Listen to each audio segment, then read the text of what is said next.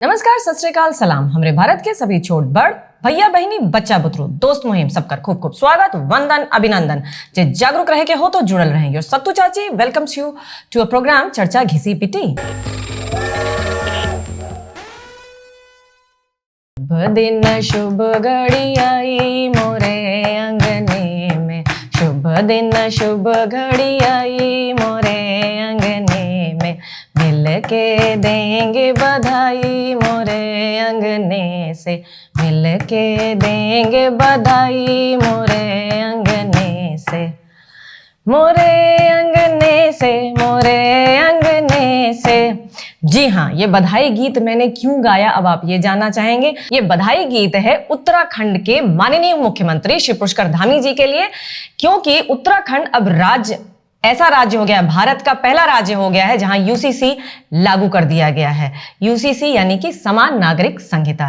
राष्ट्रपति ने इस बिल की मंजूरी दे दी है और सरकार के लिए ये बड़ी उपलब्धि है। यूसीसी लागू करने वाला उत्तराखंड पहला राज्य हो गया है भारत देश का। यूसीसी का अर्थ आप सभी को मालूम है, यानी कि देश में रहने वाले सभी नागरिकों को, जो चाहे किसी भी धर्म के हों, जाति के हों, लिंग के हों, किसी भी तरह के लोग हों, एक ही कानून होगा। अगर किसी राज्य में सिविल कोड लागू होता है तो जो विवाह है, तलाक है, उत्तराधिकार के नियम हैं, गोद लेना, संपत्ति का बंटवारा, ऐसे तमाम विषयों पर हर नागरिक के लिए एक कानून होगा। जब देश एक तो विधान भी एक होना चाहिए।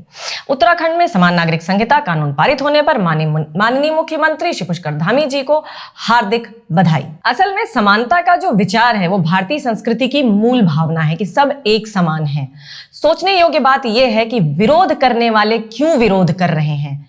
वैसे जरूरी नहीं है कि सब कुछ सबके लिए मान्य हो, पर आप ये बताइए मुझे, अगर एक घर है तो दो कानून कैसे होंगे, परिवार कैसे चलेगा। इस कानून को लेकर मुसलमानों को भड़काया जा रहा है। जी हाँ, सब अपने अपने काम पर लग गए हैं। ठीक है, अब अगर हम शरिया कानून की बात करते हैं तो जितने भी इस्लामिक देश हैं उनमें किसी न किसी तरह से ये लागू है।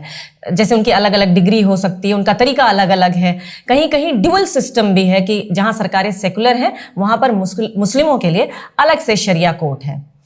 मैं बता दूं आपको यहां पर कि कुछ समय पहले तुर्की के राष्ट्रपति एर्दोगन साहब ने शरिया पर एक नई बहस शुरू कर दी थी और उन्होंने ये बयान दिया कि जो शरिया के खिलाफ है वो इस्लाम के भी खिलाफ है। आप लोग ये जानते हैं कि वो आजकल इस्लामिक जगत के मसीहा खलीफा बनने पर तुले बैठे हुए हैं। देखा भाई, जौन देश में शरिया कानून के हिसाब से देश चलेला ओमे रहे वाला लोगवा शर्तिया इस सपना जरूर देखेला कि हम ऐसा देश में जाके सेटल हो जाए जो उनकी वेल डेवलप्ड कंट्री बा।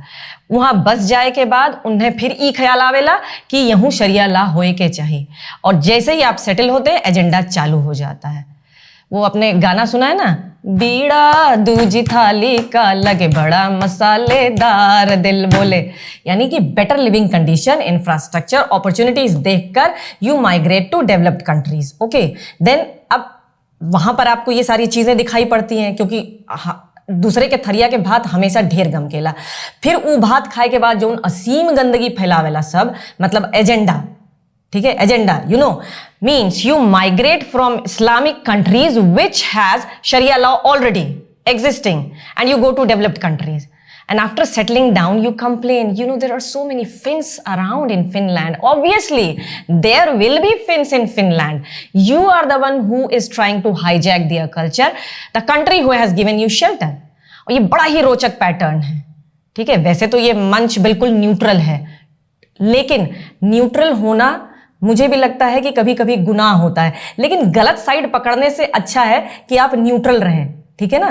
तो मैंने आपको बताया कि बहुत ही रोचक पैटर्न है, ये किसी भी प्रकार का जनरलाइजेशन नहीं है। जो भी मैंने अभी कहा, भाई देयर आर गुड पीपल, नेक लोग हैं, पर दुख के ई बात बा कि नेक लोग अनेक नहीं खे, संख्या में बहुत कम हुआ। देखा भैया, दुनिया के जितना देश खान हुआ ई चालाकी खूब अच्छे से बूझेला कि जब तक ई संख्या में कम हुआ तब तक उ देश के नियम कानून मनिहे, और जैसे आबादी बढ़ल तैसे एजेंडा चालू। मतलब सब कानून तंत्र सब फेल हो जाला आबादी तंत्र और भीड़ तंत्र के आगे। अब वो अपने चार मीनारा के बैरिस्टर भाईजान कानून करके विरोध करने बैठ गए हैं। मतलब उत्तराखंड में समान नागरिक संहिता लागू करने का पुरजोर विरोध उन्होंने शुरू कर दिया है। बहुविवाह, तलाक, हलाला जैसी कुरीतियों को वो जैसे लगता है ख़त्म ही नहीं करना चाहते हैं। ऐसा लगता है वो स्त्रियों के सम्मान के पक्षधर हैं ही नहीं है। उनसे जुड़ा हुआ ये कानून है, ये उन्हें कौन समझाए। खैर, इनको भी क्या ही समझाया जा सकता है, इनके भी पापी पेट का सवाल है, दुकान भी तो चलानी है। उनका कहना है कि मुसलमानों पर हिंदू नैतिकता थोपी जा रही है। अब नैतिकता का भी धर्म है, आखिर हमें पता ही चल गया। बाल विवाह या यूं कहिए कि शादी की उम्र जो लड़कियों की निर्धारित करने की बात की जा रही है, उसके भी ये पक्ष में नहीं है। उनका क्या कहना है, उनका कहना, ये पढ़े लिखे लोगों का हाल है, उनका कहना है कि बाल विवाह एक सामाजिक मुद्दा है। तो भाई क्या मतलब इस पर कानून ना बनाया जाए, सामाजिक मुद्दा है तो। ऐसे तो सती प्रथा हो गई, विधवाओं की दुर्दशा हो गई, दहेज है, लड़कियों को शिक्षा से वंचित करना है, पर्दा प्रथा है, कन्या भ्रूण हत्या है, ये तो सारे सब सामाजिक मसला है। तो किसी पर कानून ना बने, सब ऐसे ही चलने दिया जाए। फिर जो है जैसे सेव टाइगर प्रोजेक्ट है, वैसे सेव गर्ल प्रोजेक्ट आप लोग चलाइएगा। मतलब आधी आबादी का वोट लेने के लिए लप से आप आगे आ जाएंगे, ठीक है। लेकिन जब उनके अधिकारों के संरक्षण की बात आएगी, जब उनके सम्मान के संरक्षण की बात आएगी, तो उसके लिए कानून न बने। बहुत बढ़िया, बहुत बढ़िया, क्या बात है भाई। लोगों के कहने का क्या है, लोग तो कहते ही रहेंगे। ऐसे ही कुछ लोग और हैं, महबूबा महबूबा, जी हाँ, उन्होंने भी कहा था कि 370 हटेगा तो खून की नदियां बहेंगी। भाईजान बोले थे, बैरिस्टर भाईजान, राम मंदिर कभी नहीं बन पाएगा। और अपनी जो सुल्ताना ममता रजिया हैं, CAA के कट्टर विरोधी थी, कहने लगी कि ये हम लागू नहीं होने देंगे। अरे छोड़ी रउआ सब इकुल विशुद्ध बकलोली बा। आप कल्पना कीजिए 2047 की, ठीक है। अब आएगा धर्मांतरण नियंत्रण कानून, अब आएगा जनसंख्या नियंत्रण कानून। और एक बार फिर से मैं उत्तराखंड के माननीय मुख्यमंत्री जी को हार्दिक बधाई देती हूँ। बाकी सब कुशल मंगल बा। सत्तू चाची के बत कही सुने बदे रउआ सबके खूब खूब धन्यवाद। जय राम जी की, जय हिंद की, जय अखंड भारत की। अखंड भारत भूलेंगे नहीं।